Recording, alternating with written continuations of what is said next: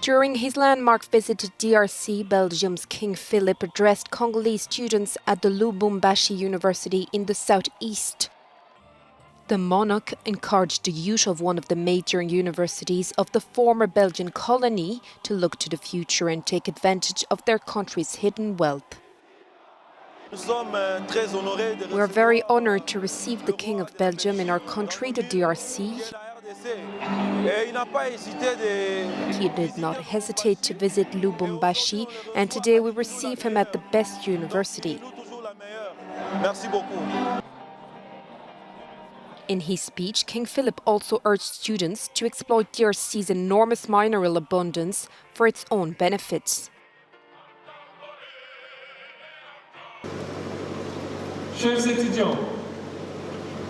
Dear students, the future is yours. Congo possesses plenty of wealth in its subsoil.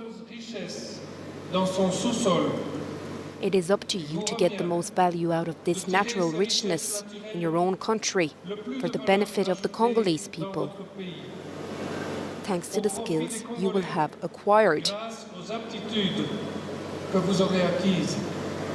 Lubumbashi is the main city in the DRC's copper and cobalt-rich southeast.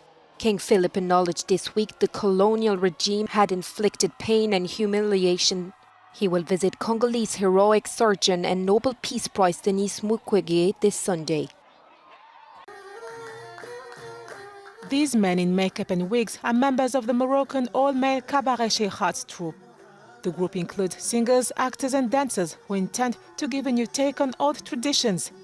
They're singing Aita, a musical genre that traces its roots back to the 12th century. It even played a key role during the colonial years, since the songs were expressed in dialects that French authorities could not understand. Whenever the cabaret Sheikhat's troupe takes the stage in this Rabat theatre, the comedic tone of the boisterous performance and nostalgia gather a large audience. Cabaret Sheikhat is all about fun. There are between 9 and 10 men, sometimes even 18. The audience also steps onto the stage. It's a realistic show, where there are men playing the role of Sheikhats in front of people who know the traditional Sheikhat very well.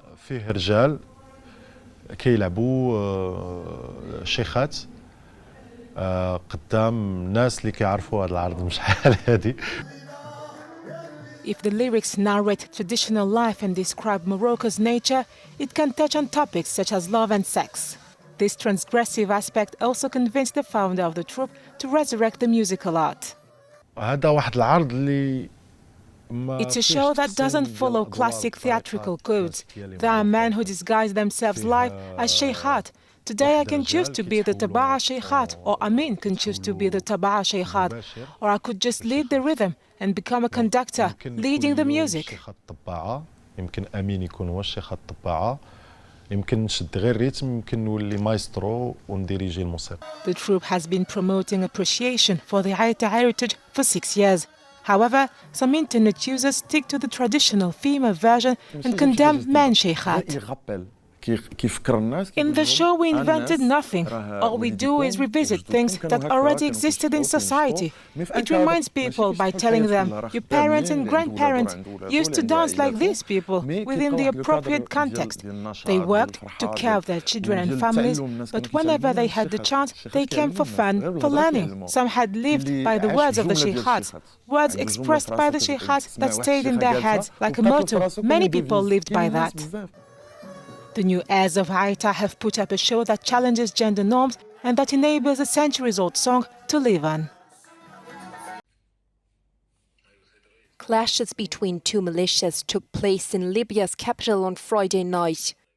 The interim government in Tripoli published a video of what is said to be the Prime Minister calling a police brigade after asking them to remove civilians from the dangerous area.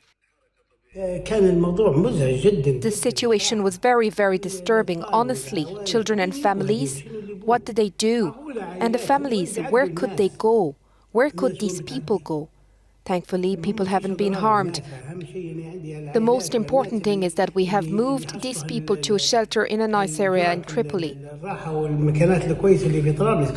According to a security source, the intense fighting erupted near Tripoli's Souk El Tlat neighbourhood between two powerful militias of the western part of the country. It left at least one participant dead and significant material damage.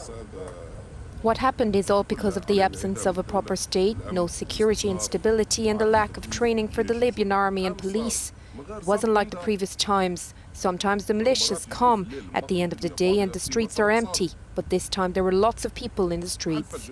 Gunfire and explosions rang out across Tripoli, described by a resident as the heaviest clashes seen in his city for over a decade. It was the latest violence to rock the country, as two rival prime ministers and their supporters are claiming the right to rule the North African nation.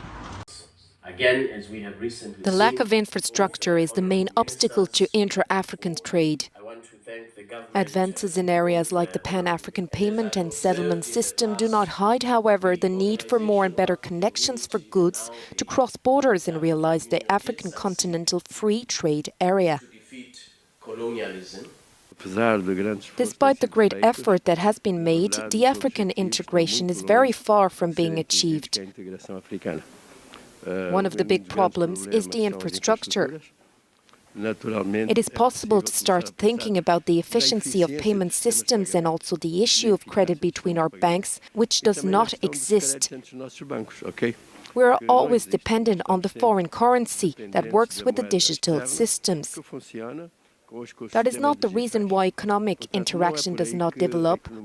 Our biggest problems are the lack of infrastructures for commercial exchanges. The Pan-African payment platform started operating in experimental mode 1 year ago. Angola received this Friday the Director General of the system and the Secretary General of the Free Trade Area. It is estimated that the platform will save an additional €5 billion per year in transaction costs. The UK's controversial plan to deport migrants to Rwanda goes ahead despite an emergency bid by NGOs. A British judge rejected on Friday to ground a flight due to take 30 asylum seekers to Rwanda next week. This deportation flight was arranged after an agreement with the East African country's ruling politicians was made last April. British charities including Care for Calais and Intention Action plan to appeal. This judgment is devastating for the refugees. This is a brutal policy.